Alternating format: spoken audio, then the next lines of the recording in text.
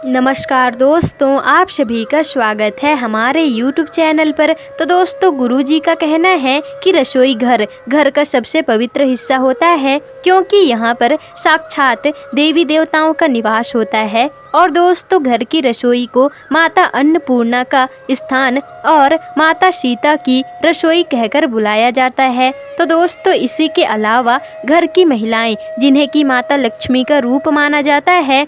और तो दोस्तों, गुरुजी कहते हैं कि हमारे रसोई घर में कुछ ऐसी चीज़ें होती हैं जिन्हें कभी भी खत्म होने नहीं देना चाहिए। दोस्तों, माना जाता है कि इन वस्तुओं के खत्म होने पर घर में नकारात्मक ऊर्जा बढ़ती है और दोस्तों, घर की बरकत भी चली जाती है और कंगाली पांव पसारना शुरू कर देती है। तो चलिए आपको बता देते हैं कि आखिर गुरुजी ने कौन सी चीज़ों के बारे में कहा है जिन्हें भूल से भी खत्म होने नहीं देना चाहिए। दोस्तों, गुरुजी ने जो पहली चीज़ के बारे में बताया है वो है आटा। दोस्तों, अक्सर कुछ घरों में ऐसा देखने को मिलता है कि रसोई घर में आटे का डिब्बा जब पूरी तरह से खाली हो जाता है तभी लोग उसमें नया आटा भरते हैं। और दोस्तों, अगर आप भी ऐसा करते हैं तो इसे तत्काल ही आप रोक दें। आटे के डिब्बे में आटे पूरी तरह से खत्म हो इससे पहले ही उसमें आप नया आटा भरकर रख दें। आटे के बर्तन को कभी भी झाड़ना नहीं चाहिए, इससे आपको धन की हानि होती है। दोस्तों, अब दूसरा, हल्दी। जी हाँ दोस्तों, रसोई के मसालों में शामिल हल्दी एक ऐसी चीज़ है जिसका प्रयोग लगभग सभी घरों की रसोई में बनने वाले हर पकवान में होता ही है। दोस्तों, गुरुजी के अनुसार अगर ज्योतिष के नज़रिए से देखा जाए तो हल्दी का संबंध बृहस्पति ग्रह से माना गया है और अगर आपकी रसोई में हल्दी खत्म होती है तो यह गुरु दोष के समान है। और दोस्तों, गुरु का दोष होने पर आपके पास धन की कमी होने लगती है और करियर में आप पिछड़ने लगते हैं। इसलिए दोस्तों, रसोई घर में जब भी हल्दी खत्म होने लगी हो तो उसमें पहले ही नई हल्दी ला कर के डिब्बे में आप भर दें। दोस्तों, ध्यान रहे कि कभी भी किसी से हल्दी उधार ना मांगे और ना ही कभी भी किसी को हल्दी उधार में दें। दोस्तों, क्योंकि ऐसा करने से माता लक्ष्मी आपके घर से चली जाती हैं। दोस्तों, नंबर 3 है चावल। दोस्तों, गुरुजी का कहना है कि चावल का घर में खत्म होने से शुक्र दोष को दर्शाता है। दोस्तों, शुक्र का दोष लगने पर पति और पत्नी के बीच संबंध भी कड़वे होने लगते हैं, इसलिए घर में चावल कभी भी खत्म होने ना दें। दोस्तों, नंबर 4, नमक। दोस्तों, रसोई घर का सबसे ज़रूरी हिस्सा नमक को माना जाता है, क्योंकि नमक के बिना आपके किसी भी पकवान में स्वाद नहीं आएगा।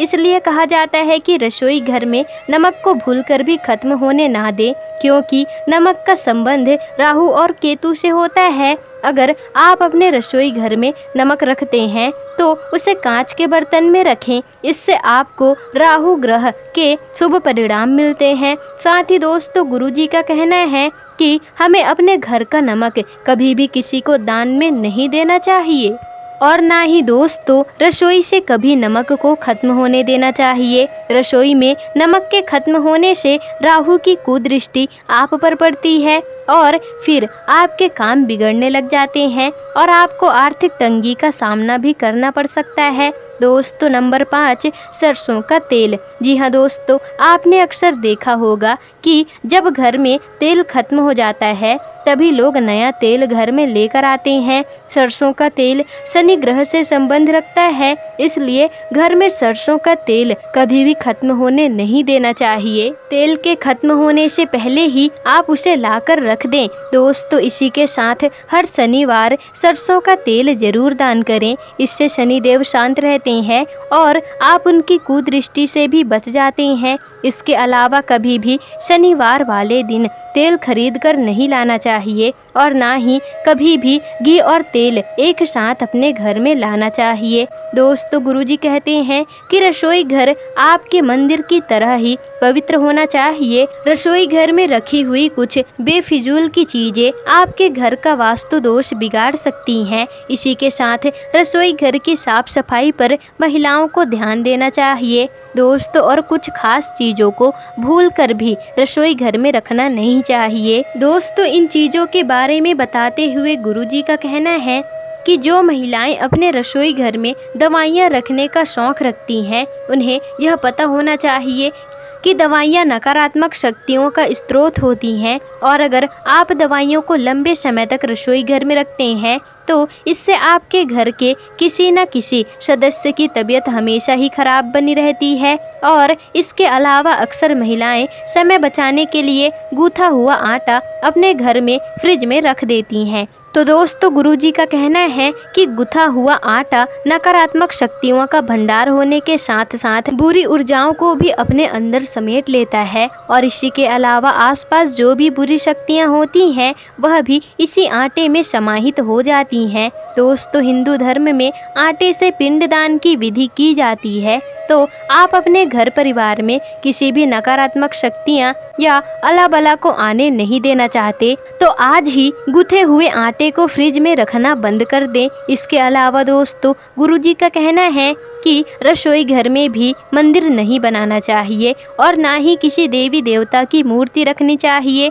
क्योंकि दोस्तों रसोई घर में सात्विक और तामसिक दोनों प्रकार के भोजन बनते हैं।